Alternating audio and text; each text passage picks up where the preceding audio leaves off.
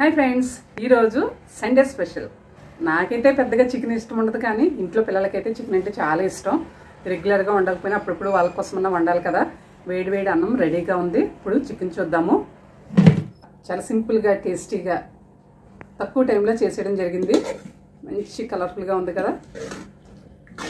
మరి ఇప్పుడు టేస్ట్ చేసేద్దాం.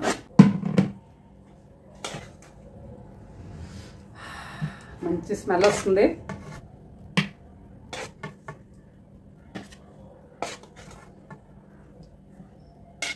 మన ప్లేట్ అయితే రెడీ అయిపోయింది.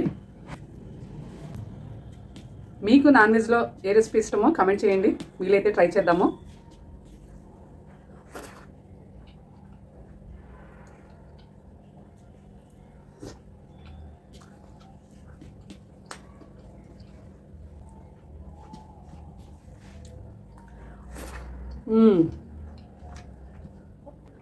ఈ సండేకి మీరేం రెసిపీ వండారు?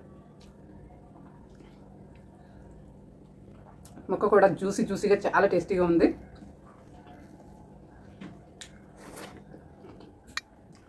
మీకే నాన్ వెజ్ రెసిపీస్ కామెంట్ చేయండి.